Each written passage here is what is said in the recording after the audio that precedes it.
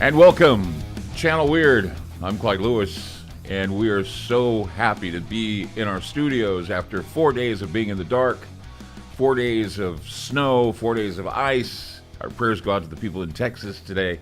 Of course, they're getting their power back on, and they have to boil their water. But, you know, this has been, we got sunshine today in Portland, of all things. So, I mean, it's awesome that we got sunshine. I'm feeling great because of it.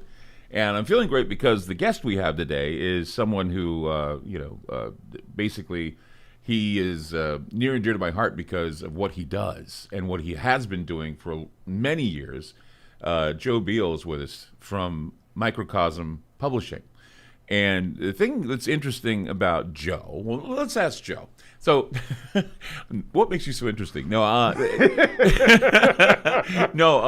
So I think what's interesting, what people need to know about you, is that you started, or you're kind of like, I guess I could call you a zine king.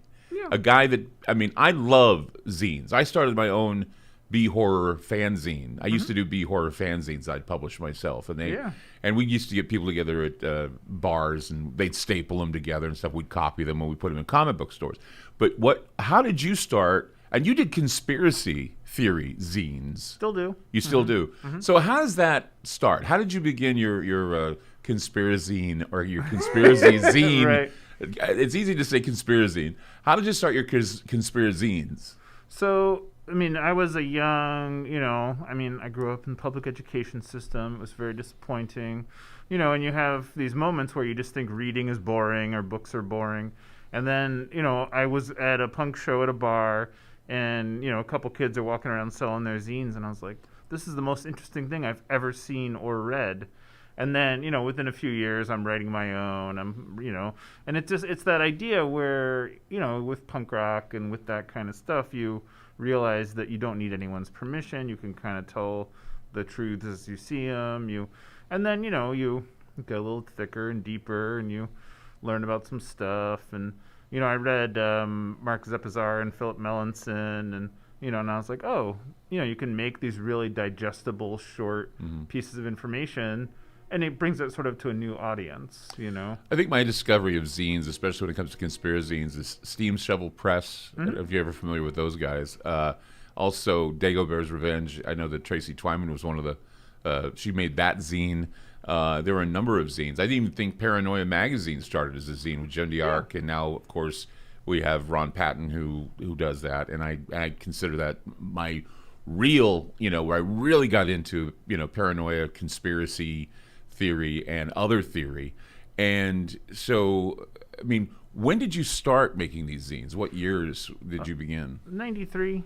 And then, and Microcosm started in 96, so a little bit later. And then by that point, it's like, the sky's the limit. So what was your first story that you printed? What was the first conspiracy of all conspiracies that you first... So that one was the Martin Luther King assassination. And, and so I was working at the same time as the English barrister was on tour with his book. And, when that was really where they blew that one open, where they, they found out they had the wrongful death suit. They figured out, they proved the government involvement and all that. Right. And I just, I felt like the news was getting buried. So that was 2002. Do you feel vindicated now that James Earl Ray, that even Coretta Scott King and even their daughter came forward and said that James Earl Ray did not commit the crime against? In fact, today, irony of ironies, they're now saying how they say that Malcolm X, there was a conspiracy with the FBI. They were revealing that today as I was driving in about Malcolm X, and that was one of the biggest conspiracies too, is how Malcolm X was killed and who was responsible. Yeah. And now we have Judas and the Black Messiah movie that's talking about the Black Panthers and how J. Edgar Hoover had all these people that were infiltrating these Black Power movements in the 60s and 70s, and that they were responsible for the deaths of many of those. So, I mean, that's the thing that I think is most interesting, is that the old, I guess you could call them Cold War, FBI, CIA types of conspiracy theories. Those are the real ones, right? Yeah. I mean, and I like I don't like mine with much conjecture. I like it with a lot of meat, I don't like it when it's, if this happened, then this might be true also. I really want supporting, because I feel like there's so many to choose from where you have such hard evidence. Well, there are a lot of people. I mean, I could say, I'm not a conspiracy theorist, although Right. I do from time to time do corollaries. Sure. And I do a lot of correlation, a lot of dot connecting, and I say, if this is this and that is that, then therefore that. I'm that guy. Sure. You say, though, that you want a lot of meat in yours, and that's what I admire, because today, conspiracy theory is such a bad word, and the reason why is because we got so many out there who consider themselves conspiracy theorists. They get a taste of Illuminati, or they get a taste of something, and then they just go for it. They say, well, it's got to be that. It's got to be that. It's not always that, right? Right. Yeah, and I think that's sort of what I'm getting at too. Is like, it's like I could, and I called the original one, "The CIA Makes Science Fiction Unexciting," for that very reason. Exactly. Because I was like, it's like if you wrote this story and you made it up, nobody would believe it. Right. But yet it's true. Yeah, I mean, and I think that's the nuance of conspiracy theory that most people today don't realize, is that, people like you and those who I've talked with in the past, Jim Keith, I mean, there are so many people that have influenced, Bill Cooper. They've all influenced me as I was growing up. Man, it shows my age now, because these guys are the granddads of it all. Yeah. And I look at that and I say, back then it was based on history.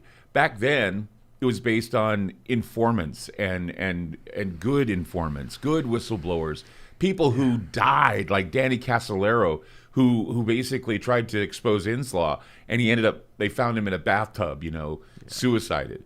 I mean, these are the stories that, if there's no merit to them, then why did they risk their lives to get the stories out there? Right.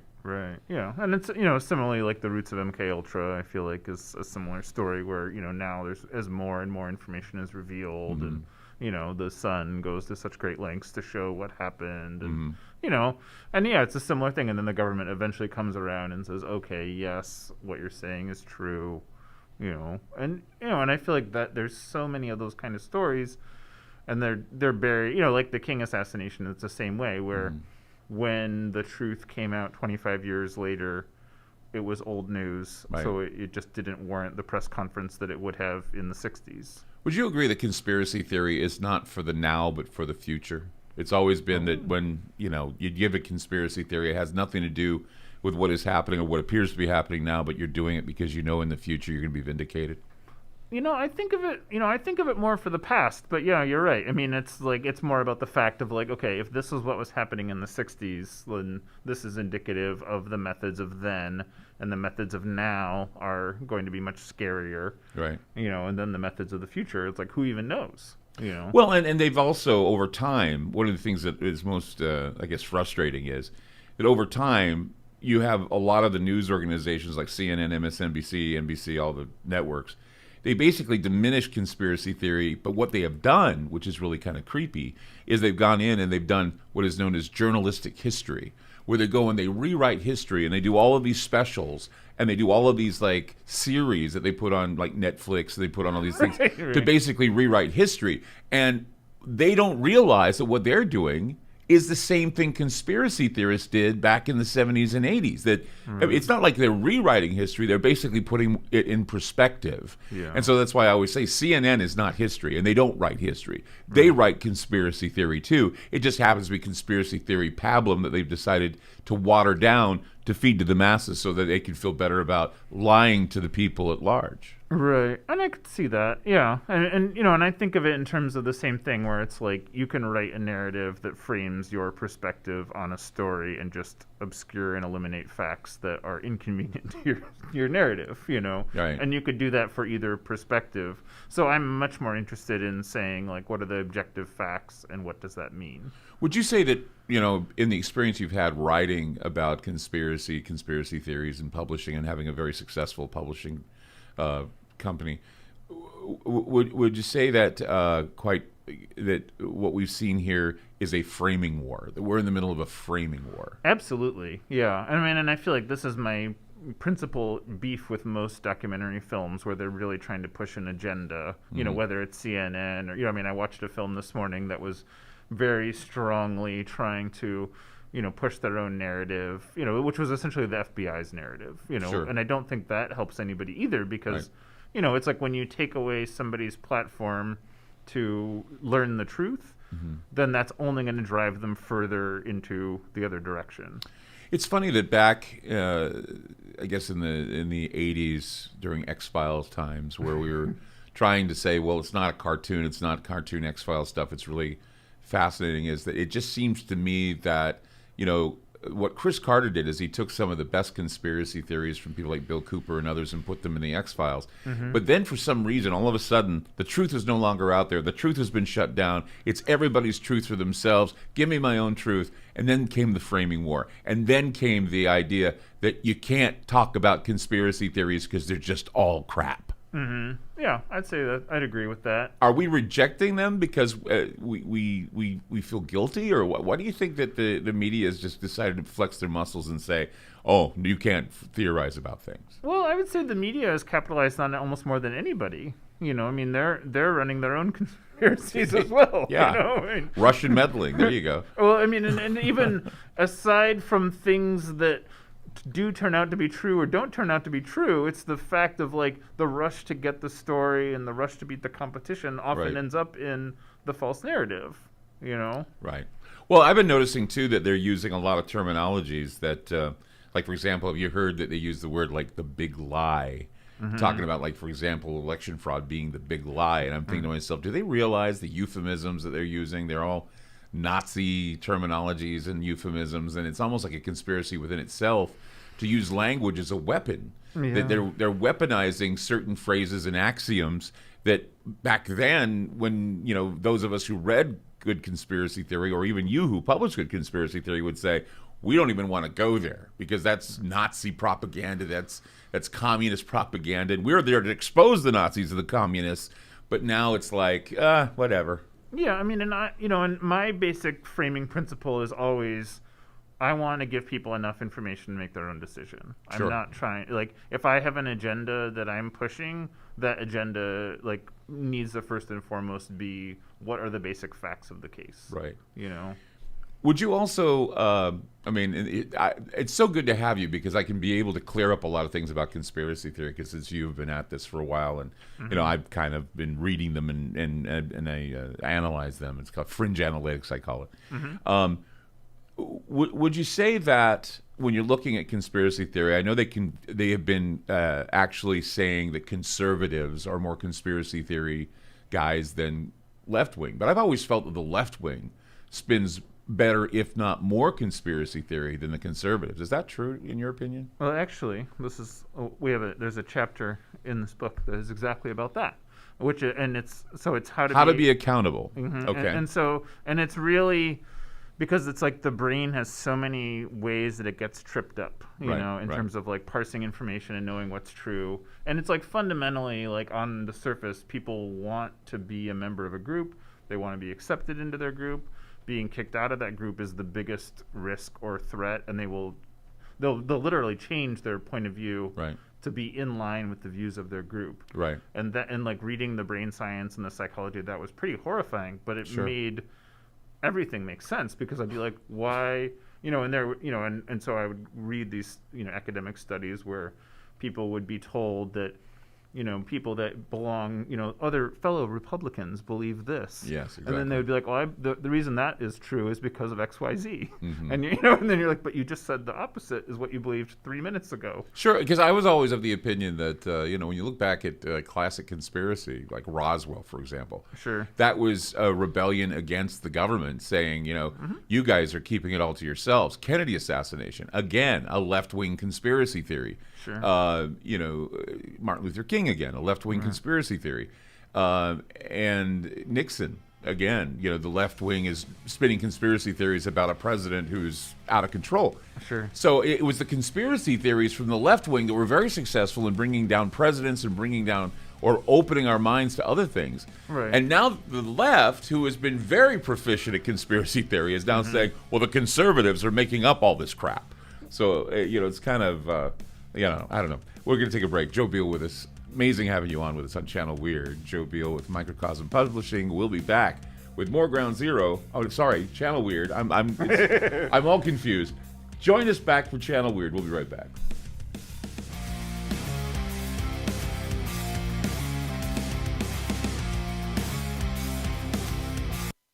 AncientLifeOil.com. That's AncientLifeOil.com. Are you stressed? I mean, who isn't? Anxiety creeping in? No, not that. Is sleep hard to attain because your brain just won't slow down?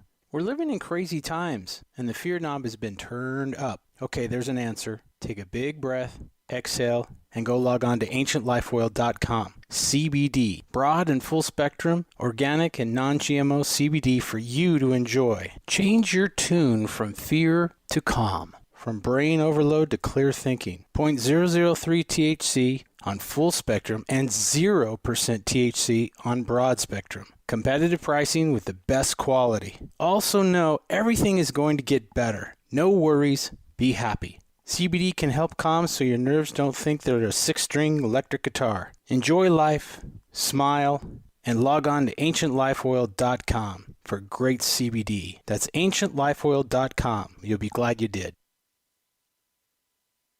Hey guys, it's Clyde Lewis. Have you ever wanted Ground Zero merchandise but didn't know where to go? Well, I want to let you know that we now have our own online store with such items as t-shirts, hoodies, decals, tote bags, and other exclusive specialty apparel. There's a secure and easy-to-use shopping cart for your purchases. Coming soon will be signed posters and coffee mugs available as we are constantly adding new items. So shop today at the official Ground Zero store by going to groundzeromerch.com. That's groundzeromerch.com. Following a disaster, your home emergency kit will be invaluable. Building a kit doesn't take long, and you'll be glad you did when disaster strikes. Here's a list of items to include: a first aid kit, battery-powered or hand crank radio, flashlight, extra batteries, an emergency whistle, cell phone with charger, cash and small bills, a local map with your family meeting place identified, food and water to last 2 weeks, garbage bags, dust masks, and seasonal clothing and footwear. Add prescription medications or any other important items unique to your family's needs. Once you've created your kit, check food expiry dates once a year and update seasonal clothing for growing children. If you have pets, make sure you have everything your furry friends need in an easy-to-carry grab-and-go bag. To learn more about preparing an emergency kit, visit mil.wa.gov/preparedness and get 2 weeks ready. Be sure to get your low-cost 2-week supply of food with a miraculous 25-year shelf life by going to preparewithgroundzero.com. Have you noticed that well-known and controversial talk show hosts have recently been censored on the internet by corporate and political interests? This is Clyde Lewis from Ground Zero Radio. And in order to counter against the suppression of information, we've decided to create our own private digitalized playground called Aftermath.media. It's an exclusive online multimedia library featuring videos, movies, audio clips, archive shows, ebooks, e-magazines, documents, and so much more. Our news aggregator, Newsifer, provides current news relating to many of the topics we cover. We'll also be hosting other Ground Zero-friendly podcasts like Into the Paranormal with Jeremy Scott and The Secret Teachings with Ryan Gable. Aftermath.media has a social media platform along with a chat room to interact with many of our listeners. And about once a month, you can chat with me about anything. Mobile apps for Android and Apple are now available. The monthly subscription for Aftermath.media is only $9.99 a month. This includes exclusive access to our library and Ground Zero archive podcasts. If you're just interested in having access to the archive podcast, it's only $4.99 a month. So sign up today by going to Aftermath.media. Again, that's Aftermath.media.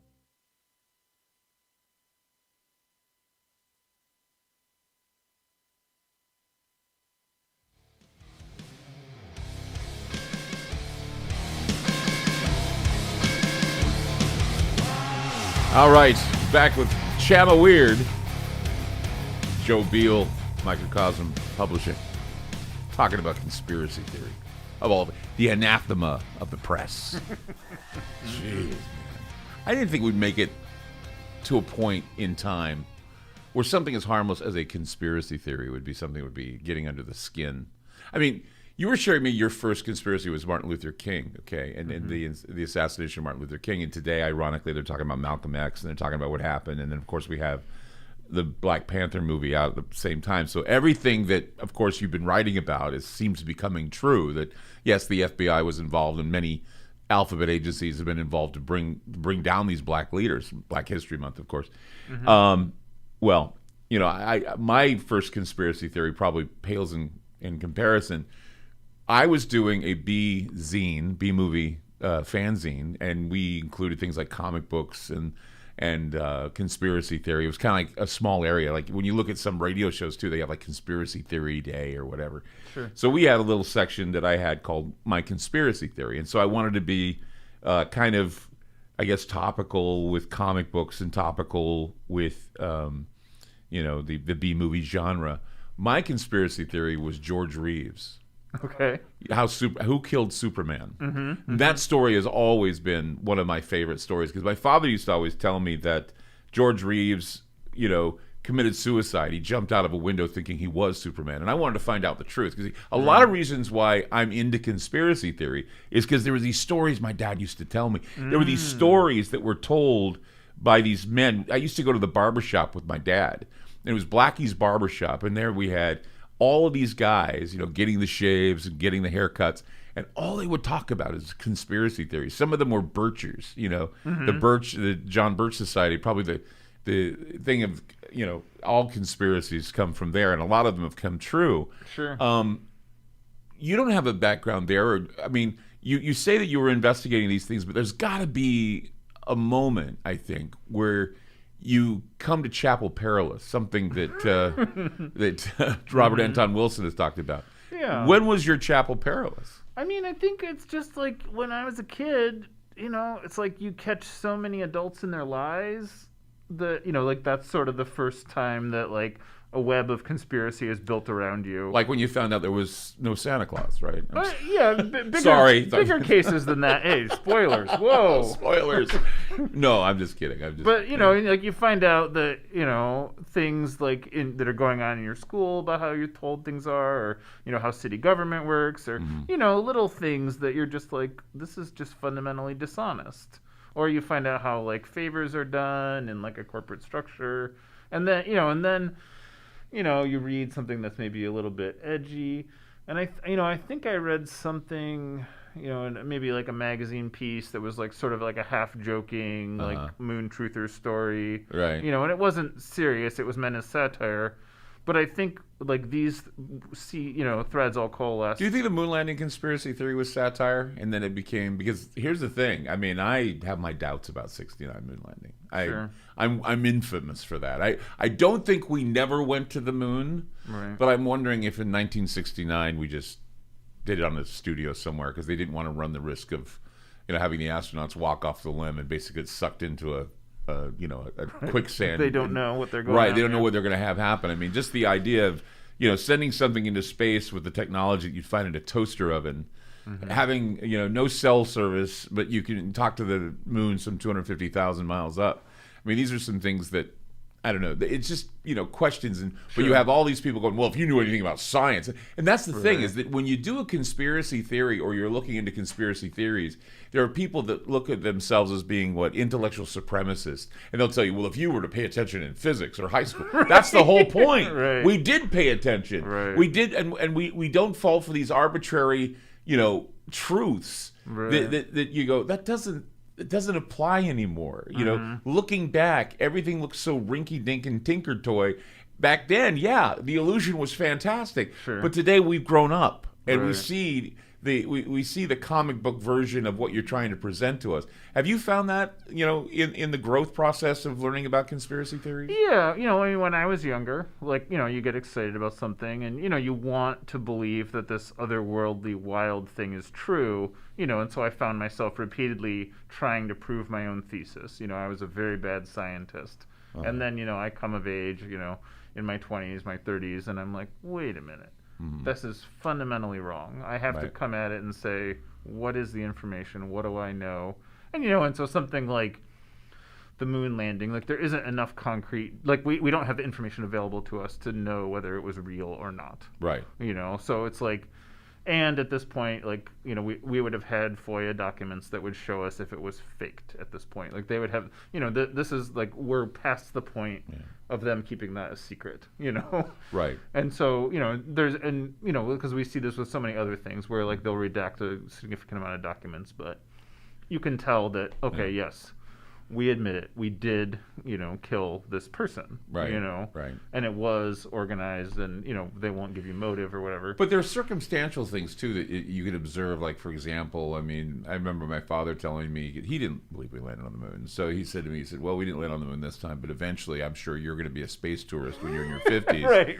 And here I am, still waiting to be a space tourist. I know that they're going to be offering space tours to people, but the problem here is that, you know, we haven't put a man on the moon since, and no one else has either. And it's like, you think that we'd be doing this all the time now with the technology we have. And everybody says, well, it's money involved and all this other stuff is involved. And I'm thinking, it's not all what it's cracked up to be. And it seems to be that there's something missing. There's a puzzle piece missing, and that's where conspiracy theories are bred. Yeah. It's not the idea that you're making stuff up for effect. It's that it's what the media doesn't tell you. It's what they don't frame properly, I think, that gets you into that mode of, well, wait a minute. It's not what they're not telling me. It's I know I've been told this, but what are they not telling me? And I think that's where they get into trouble. It's like, as soon as there's deception or cover-up or lies, I mean, I feel like that's what feeds it, you know? And like, in a good... You know, in a like closer to home story, I don't know if you saw the story about the Red House on Mississippi, where they had, you know, they had trouble paying their loans and it went into foreclosure. Right. And then OPB, Oregon Public Broadcasting, did a story that said essentially the family owned a second home. Right. And, you know, it looks really bad. And then you read the article and it's not true. You know, and you're just like, this is exactly where people distrust. You know, like I think conspiracy theories wouldn't exist if the media would just do their job. And right now we're stuck in the middle of a time where I call it pack journalism. Yeah, it's like you know, when Rush Limbaugh died. I'm thinking, how many of those pack talk show hosts that basically listen to Rush and go, well, I have my itinerary for the day. Yeah. Now, what are they going to do now? Because they don't have a guy to turn to. They can basically say, okay, I got my show. I'll figure it out for me. Sure. I mean, people like you and I, you know, you especially. I mean, when you're writing these things, or when you're talking about these things, or you're distributing these things, there's a lot of time and effort that goes into trying to piece it together. There's a lot of research that goes into it. And I don't think people understand just how much research goes into a good conspiracy theory. And part of it too is like, when, you know, you learn about things, science, like you said, physics, things that you know, that I didn't have a prior interest in, you know, and then when you learn and understand a subject well enough to make an analysis, or, you know, to look at the data and evaluate it, you know, you feel like you've actually learned something. But then you also fall into all these like siloed, you know, various rabbit holes, and you're like, this isn't even going to end up in the final piece. Right. But I'm just so fascinated to learn about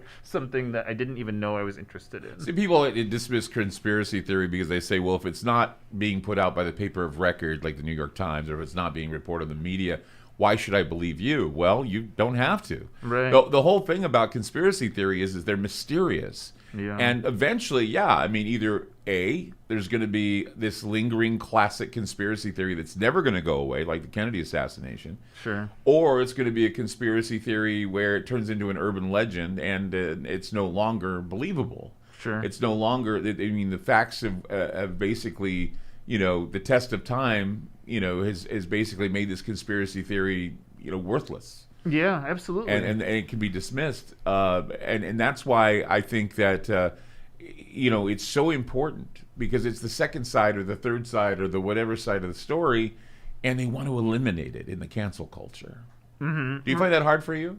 I mean, in a sense, I do. I mean, I experience this somewhat peripherally. It's more that when you uncover, or, you know, when I uncover something and I spend years researching it and writing about it and publishing it and distributing it, and then you know, sometimes it really just feels like people aren't as interested in it as I am, you know, and that, so it's more like that than anything else, you know. It's all in the presentation. Yeah, and it's the timeliness, and, you know, how well it fits into current events. I've always said, you know, timing is everything when it comes to this stuff. You got to make sure. I mean, synchronicity also plays a role. Channel Weird. We're here. It's Channel Weird. Joe Biel with us. It's such an amazing discussion about the real conspiracy theory. Real stuff. We'll be back with more. Don't go away.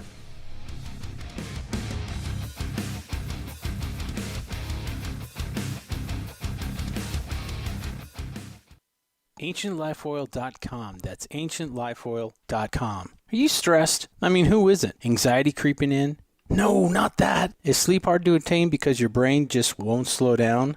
We're living in crazy times, and the fear knob has been turned up. Okay, there's an answer. Take a big breath, exhale, and go log on to AncientLifeOil.com. CBD, broad and full spectrum, organic and non-GMO CBD for you to enjoy. Change your tune from fear to calm, from brain overload to clear thinking. 0.003 THC on full spectrum and 0% THC on broad spectrum. Competitive pricing with the best quality. Also know everything is going to get better. No worries, be happy. CBD can help calm so your nerves don't think they're a 6-string electric guitar. Enjoy life, smile, and log on to AncientLifeOil.com for great CBD. That's AncientLifeOil.com. You'll be glad you did.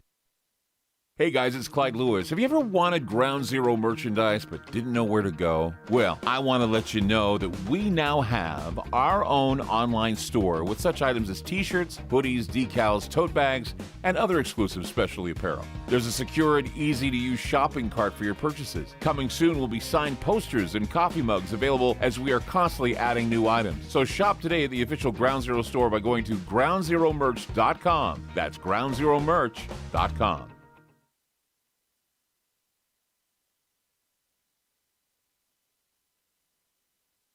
Following a disaster, your home emergency kit will be invaluable.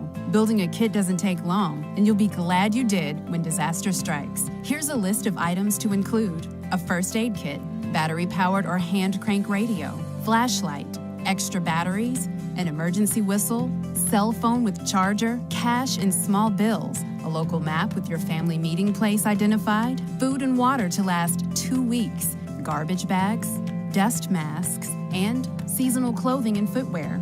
Add prescription medications or any other important items unique to your family's needs. Once you've created your kit, check food expiry dates once a year and update seasonal clothing for growing children. If you have pets, make sure you have everything your furry friends need in an easy-to-carry grab-and-go bag. To learn more about preparing an emergency kit, visit mil.wa.gov/preparedness and get 2 weeks ready. Be sure to get your low-cost 2-week supply of food with a miraculous 25-year shelf life by going to preparewithgroundzero.com.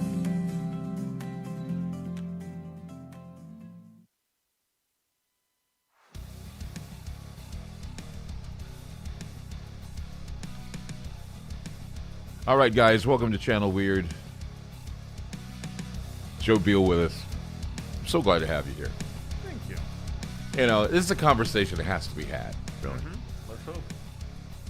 One of the things, though, about conspiracy theory that's, there's consequences that come with being a person who's into them. You know?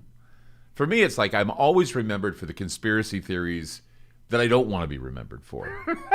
Right. You know, it's like Clyde Lewis, the guy who doesn't believe we landed on the moon.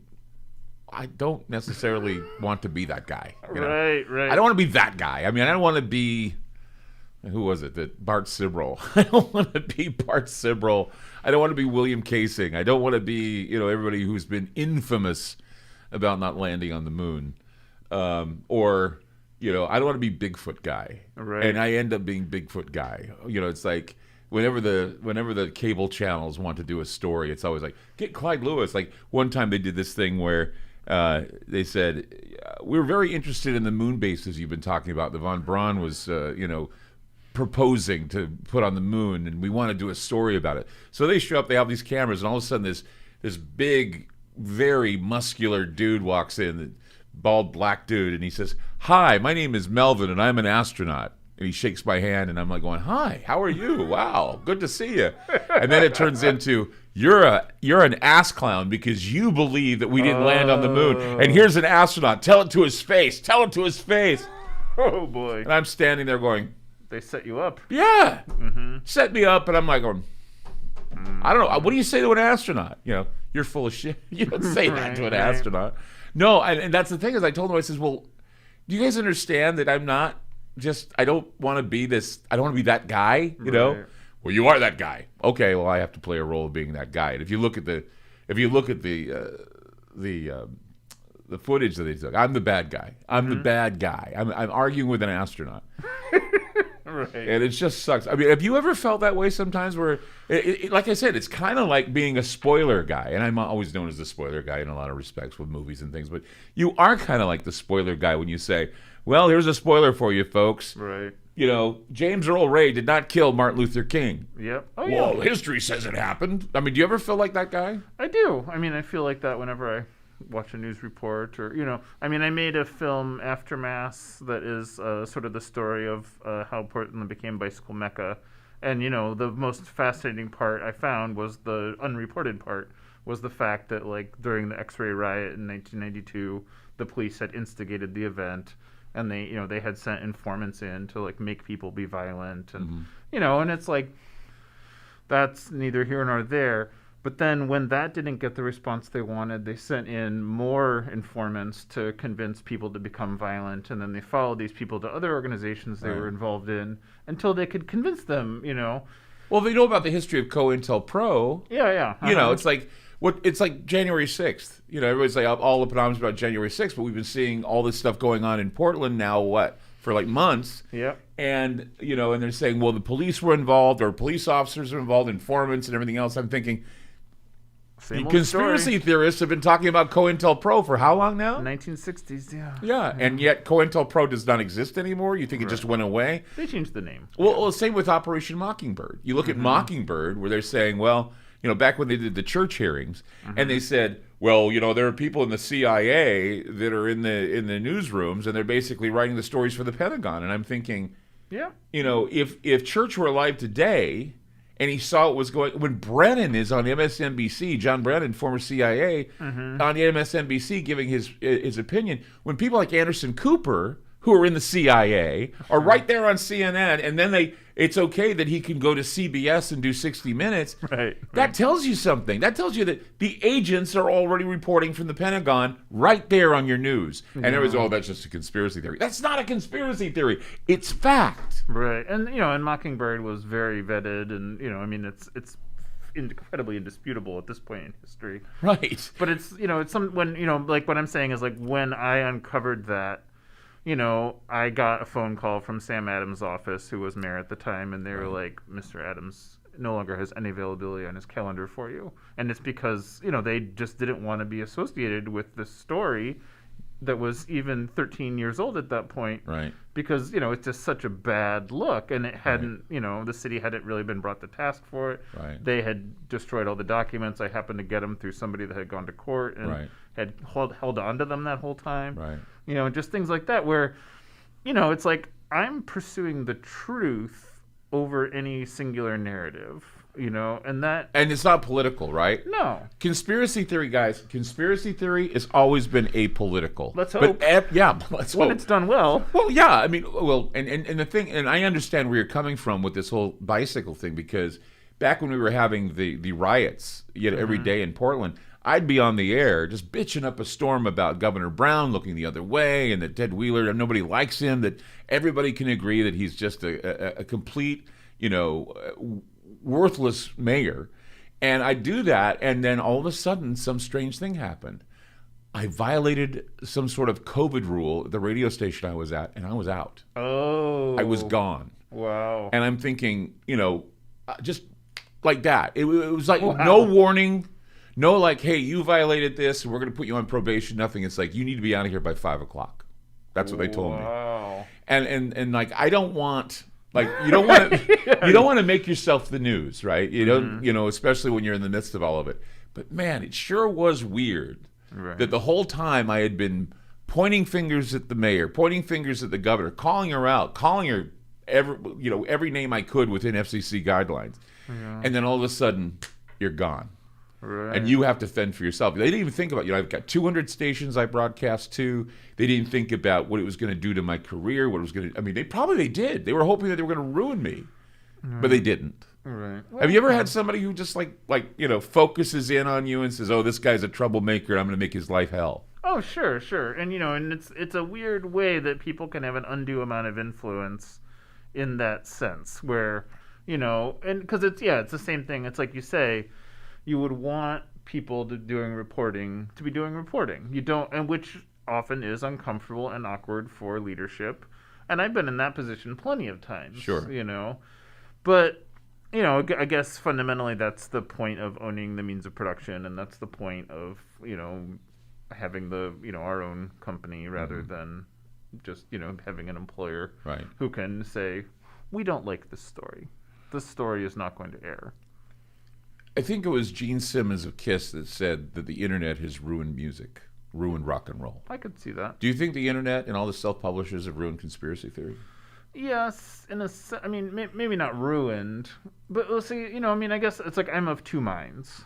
It's like on one hand I say like it's great because the more badly produced information, the more it forces people to practice critical thinking. Mm-hmm. The more they have to really like flex those muscles and turn those gears and say, what actually happened? But do they though? You get the impression from the media that no one has discernment, that no one can tell the difference between what would be a factual story outside the story, the other side of the story. Then, and this is why we have fact-checking going on Facebook. Sure. This is why we have fact-checking going on YouTube, is because it's almost like, Why can't we? Why can't I think outside the box? Why can't I play in the margins? Because can't do it. Right. And that's, that kind of censorship, even though they have the right to censor because they are a private company, that kind of censorship, I think, ruins our ability to be creative, our ability to think outside the box, our ability to basically expose them. That was the whole point, right? No one likes it when you expose them, TM. And I would draw the line that censorship is government repression rather than platform containment. Right, well, like platform containment. That's a good way to say it. I agree with you. Censorship is when the government does it to you. Right. And that's why when I yell people censorship, when I say, well, I don't like what you talk about. So, when I hang up on people in the air, they say, oh, well, you're trying to censor me. Right. No, I just don't like you. or it's just like not good entertainment. It's not good information. Right. It's not interesting. Exactly. And I feel like, and so this, I guess it's like, again, I'm of two minds of it where I'm like, on one hand, when you limit the platform's usage, people aren't expressing how they actually see things. Right. But on the other hand, I think fact-checking is a good thing. Yeah, it is. I would like fact-checking to be extended, honestly, because it's like when you have that, I would like it because I feel like it would ultimately solve all the problems we're talking about. Exactly. Because then But fact-checking is turned into, well, I'm uncomfortable with what you say, so I'm going to make up my facts. And I've been noticing, too, that they are slowly changing meaning when you do searches on Google for things that were normally, like, for example, the word fascism has now taken on a different connotation than what Franco would talk about or what Mussolini would talk about. Sure. You and I both know, because I'm sure that most conspiracy theorists or people who write conspiracy stories or your handouts or whatever in your pamphlets and your zines, you have a little bit of a history background. Sure. Otherwise, you wouldn't care. Right. That's what it is that, mad science is what conspiracy theory is to history. And it's not like we're trying to reform anything or trying to rewrite it. It's just that we want to make sure that all things are covered, all the facts are covered. Yeah, right. And that's kind of where I'm getting at it from. And, and there's definitely lots of things that go on and, there's unsavory elements of any society. Right. And there's aspects of any society that are utterly fascinating. And I feel like that's part of what drew me to it as well. Right. Is that I want to know the horns and halos of everything. Yes. I don't want to know the agenda of some random director. Exactly. Exactly. And that's really hard to find, increasingly so. Well, and that's then there are explanations you can say, well, it's not always about conspiracy. It's about greed. It's about corruption. It's about ponerism. I always say that when I talk about parapolitical topics, that's my little catchword for conspiracy theory, because I say, well, I look at parapolitical topics, meaning I look for the ponerism within politics, meaning that anyone can be, a bad guy in politics. It's not just one side or the other side. They're both horrible. It's like I said the other night on the air, I go, politicians are like strippers. You know, they pretend to like you because they want to get your money. Sure. And they and you know, it's just we'll just talk more about this. We got another segment coming, so this is exciting for me. I am enjoying this. Joe Biel with us tonight on Channel Weird. We'll be back. Don't go away.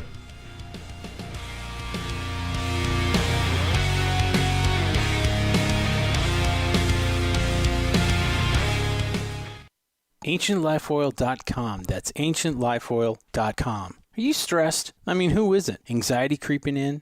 No, not that. Is sleep hard to attain because your brain just won't slow down? We're living in crazy times, and the fear knob has been turned up. Okay, there's an answer. Take a big breath, exhale, and go log on to AncientLifeOil.com. CBD, broad and full spectrum, organic and non-GMO CBD for you to enjoy. Change your tune from fear to calm, from brain overload to clear thinking. 0.003 THC on full spectrum and 0% THC on broad spectrum. Competitive pricing with the best quality. Also know everything is going to get better. No worries, be happy. CBD can help calm so your nerves don't think they're a 6-string electric guitar. Enjoy life, smile, and log on to AncientLifeOil.com for great CBD. That's AncientLifeOil.com. You'll be glad you did.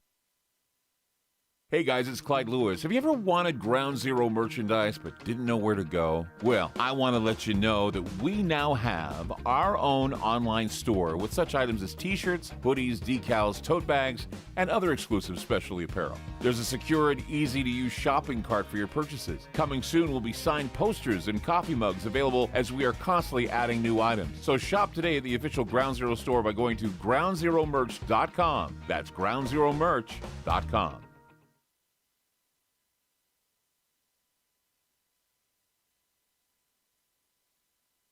Following a disaster, your home emergency kit will be invaluable. Building a kit doesn't take long, and you'll be glad you did when disaster strikes. Here's a list of items to include: a first aid kit, battery-powered or hand crank radio, flashlight, extra batteries, an emergency whistle, cell phone with charger, cash and small bills, a local map with your family meeting place identified, food and water to last 2 weeks, garbage bags, dust masks, and seasonal clothing and footwear.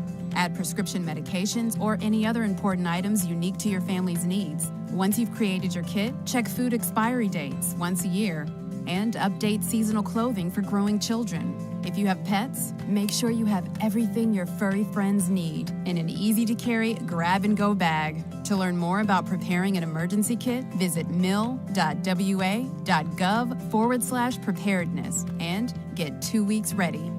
Be sure to get your low-cost 2-week supply of food with a miraculous 25-year shelf life by going to preparewithgroundzero.com.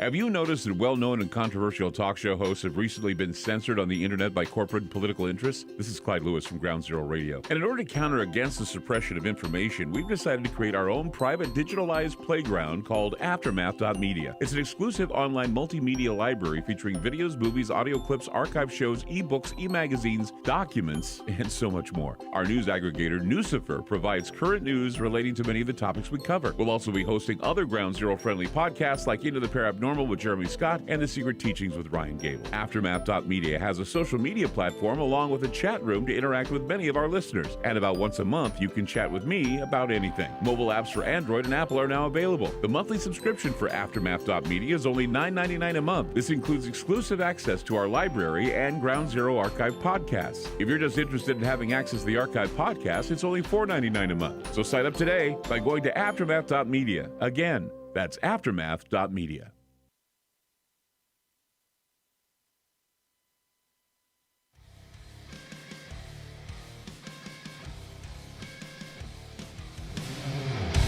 Channel Weird. I'm Clyde Lewis. Joe Biel with us, Microcosm Publishing. Now, I waited till the end segment to ask you this. Which I appreciate. I know. We just talked about it during the break, and I'm glad you appreciate it because I just thought it would be kind of the last thing we have to cover. It's one of the icky things about conspiracy theory you have to cover. QAnon. I was hoping you were going to go flat Earth. No, we could do flat Earth, but no. No, QAnon. I know it. I know it's popular around the world, but that's another story. Good got one. me. Okay, so QAnon. Mm-hmm. I am a conspiracy theory purist. I believe that blood, sweat, and tears go into conspiracy theories, not some blog on Reddit, and not a bunch of people following like a bunch of doe-eyed sheep in a techno cult. What's your opinion? I agree. But I followed it a lot. I followed the stories about families that were divided by QAnon. I've followed the stories of, people that were socially ostracized because they made QAnon their social group rather than any other group they were a part of. Right. And I followed all the reporting about people that basically tracked QAnon down to the person that founded the account and, the background and all this and, that the whole thing is made up. But, I have the QAnon conspiracy theory that makes everyone happy. And what's that? It's that Joe Biden is in a Donald Trump skin suit. And so he's just, the QAnon prophecy was true. Yeah. He was reelected. He just had to go to great lengths to be reelected. Yeah, no one's seen him. No one's seen Trump. Where is he? No one knows where he is. So he's in the suit. Mm-hmm. He's so leading the country. He's still waiting to arrest all those people and the well, the whole thing was that they were to be arrested quietly, so that could have happened. And they're all in Gitmo, and we just don't know it. And then all of Trump's goons, they put on skin suits looking like those people, and it all works out. Trump has been considered the conspiracy theory president, because of QAnon and because of all the other stuff. And I was thinking, you hear the media say history is just going to be really bad on him. They're just going to go after him. I don't feel that way. I feel that what's going to happen is that history is going to go back, and they're going to look at Donald Trump, and they're going to go, this is what happens when an outsider tries to beat the system. Mm-hmm. And when you have a lot of skeletons in your closet, you become nothing more than bait for the sharks. And I think that's what they're going to say about. I would say that that's what they're going to say about Trump because, he just couldn't do a damn thing. People say, well, he's the worst president ever. Well, yeah, if you gave him a chance to be president, maybe he could have been a good president. I don't know, maybe not. But see, that's the thing, is that I think that going heavy, and it's not because I support Trump. I didn't vote for Trump. I didn't vote for Hillary. I just don't, like I say, I don't like politicians. I know who funds them, and I don't want to be a part of their little, drug cartel, sex trafficking groups that they're a part of. I know that sounds kind of Q-ish, but we know for a long time, people like Gary Webb and others have exposed the fact that these guys make money off of other people's tragedies. So I wouldn't want to have to be any part of that. But, I just don't think that Donald Trump, I don't think history is going to be as heavy-handed as a lot of people want to think about him. Yeah, it depends if they can catch him on any crimes or felonies. Well, yeah, if they go back and civilly, he's kind of like the OJ of presidents. It's like, okay, we're not going to get him in the impeachment. We're going to go back and we're going to get civil court against him, and we're going to try to get him in jail. They're going to try to ruin his life. Never in my life, though, have I seen such a concerted effort to make a guy's life a living hell. That should say something, though, about what Trump is or what he represents. Well, they did, Trump did a similar thing to Obama. The Clintons definitely had a similar. So, were criminals, are criminals. Yeah. And, saw a similar set of persecution. And I feel like that's just part of being, public life as a elected official. Yeah, well, I was always looking back and I say, there have been worse people that need to be jailed, like Dick Cheney. Sure. Why is it that we make Donald Trump's life a living hell when we should have made Dick Cheney's life a living hell? We give him an artificial heart and he lives forever. What? Right. What the hell is that? Well, yeah, and I think it's the way that Cheney was more smug and Trump was the way he comported himself and behaved in office. I think is the difference. Whereas, Cheney, so we judge him on just behavior. When he's a madman because he was so into these public attacks and I think that's why people are so out to get him. But they still, people still say 2024, baby.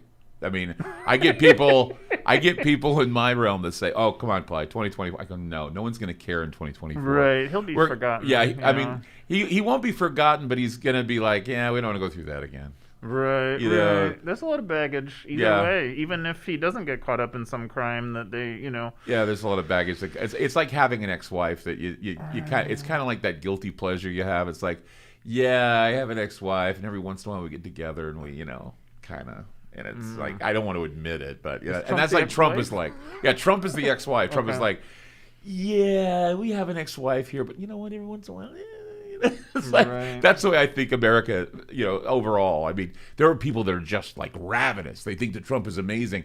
But I think there are a lot of people that are kind of like, they're going to look back and they're going to say, yeah, what happened? And we don't want to go through that again. We don't want to go through that pain again. And so somebody else is going to come along, the next best well-packaged goodie, like maybe The Rock. I hear that Rock wants to run for president. Right. There's a conspiracy for you. He's already doing his campaign. He's got a TV show, and he's talking about how he wants to run for president. Right, yeah. So it's not unlikely. I mean, and I think that was the difference with Trump is that he had no qualifications. Nope. And so, he made it that literally anybody is now qualified to be president. And even though we have the left wing spinning conspiracy theories about him, none of those conspiracy theories stick. None of them. None of them really. Well, I mean, they did show, there was connections in Ukraine, there was connections to Russia, Yeah, but then that goes with, same with the, Oh, yeah. Biden. He has connections. Everybody has connections. But what I'm getting at is, like the dossier, the P-tapes, all these things that, they said were, but they went nowhere. Right. And no one wants to say that they went nowhere. At least conspiracy theories, like the ones you have published and the ones I talk about, at least they have staying power. Right. These others, they're just going to go away, and we're not going to think about them anymore, and they're just going to be buried with history, hopefully. And I think part of it, too, is like Trump is so good at controlling. He's fabulous at marketing. Right. And that's really his core strength. Yes. And so, something like the P-tapes, it's not interesting because he can just put something new into the news that wipes it away. Well, they love him. I mean, I'm watching CNN still, and there's not 1 hour, it can't go for 3 minutes without them going back and talking about Trump. Really? Yeah, Trump is kind of like the Satan to God now. It's That's like strange. Trump is the best thing that ever happened to the Democratic Party. Sure. Because they need an evil villain. They need their Emmanuel Goldstein, and they got their Emmanuel Goldstein. All they got to do is it's divisive. Put up the hate on the screen, and there we go. It is. I mean, they've turned him into like this. I mean, I don't know how that's going to happen in history either. I don't know. You always look at 500 years in the future where, Dracula's now become a misunderstood pariah. Right. I wonder what they're going to do with people like Hitler. Right. Soon they'll have an amusement park dedicated to him, and they'll have breakfast cereals, and everything dedicated to him. I don't think Trump is up there. He was like, they called him the Hitler who ate cheeseburgers, but he wasn't a very good one. If he was right, he sucked at being Hitler. I think it was interesting too because the way. I feel like January 6th really divided the Republicans, where there were some people that were like, finally, we've done it. And there were plenty of people that were like, that is way too far.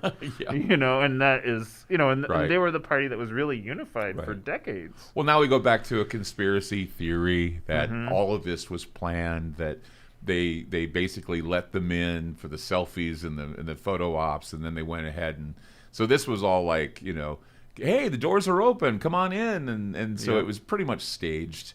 Not that it was fake, but it was staged. A lot of it was staged, a lot of it was photo op, a lot of it was, basically they had their evidence that people on Trump's side are all freaks. But yet we've had the evidence for 10 months that everybody on the other side, from Antifa beyond, were destroying cities at night, making it hard to do anything, and yet where's the hypocrisy? I think that's the biggest story, I think, of the 21st century, is the hypocrisy of the parties. And that is a conspiracy theory in and of itself. How is it that we can ignore one thing but just focus on another particular thing? It's because those who run the basically are the engineers, social engineers, are liberal, and they think they're part of the resistance. And that's why we see that. Right. And I think part of it too is we're living in an increasingly skeptical era for those reasons. Cynical era. Cynical as well, But it's also like people are skeptical when they even are presented with hard facts that they're like, well, I need to go find some sources to contradict that so I can spin my. Well, yeah, I mean, I was talking about weather control the other day, and somebody said, "Where's your proof?" Because I was talking about how there is weather multiplication and weather control, and they've been at it now for years. Where's your proof? And I gave them a bunch of places where they could do research. And the guy says, there's nothing that proves that these storms are genetically that are geoengineered. It only shows that geoengineering can happen. I'm going, that was the point, right? Right. If you have precedent to say they can do it, and look at these strange storms that are putting everybody out of business. Right. Oh, Yeah. but no, it's climate change. Right. Well, I mean, it can be both. Yeah. It doesn't contradict itself. No. You know. But that's the hard part, right? Is that they're so clever in their social engineering, the conspiracy theory no longer has the power to socially engineer in another direction. So it's a Right. difficult task for everybody to be a part of it. Sure. And and I think it's like the difference is, like people died in January 6th, Yeah. which like they have not died in, the Antifa protests. They Exactly. Have, they aren't. And and I feel like that's an important distinction, and I think that's what makes it go too far for There's for a the lot. party. There's a lot of stuff that we could talk about. We're out of time. Right. It's been a So great it goes. discussion. Mm-hmm. Joe Biel, thank you so much. Where do we go to get your books and to read and to pick up on all the stuff? Where do you go? Microcosm.pub. Or if you're old Microcosm.pub. school- If you're old school, you can go to microcosmpublishing.com. Okay. Thank you so much, Joe. Mm-hmm. Thank Great, you. great show. Thank you. Mm-hmm.